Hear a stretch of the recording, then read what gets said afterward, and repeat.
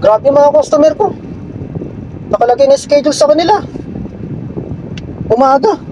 Nung tinawagan ko lahat, gusto hapon. Lugi na naman company sa atin ito. Excuse me po. Gagawin natin ito, may nag-cancel pang isa. Uwi na naman tayo ng apartment ito ngayong umaga. Kasi hapon pa yung schedule natin.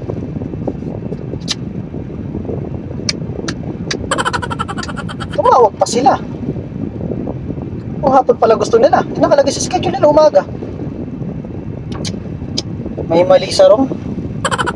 Tutulog na naman tayo nitong maaga.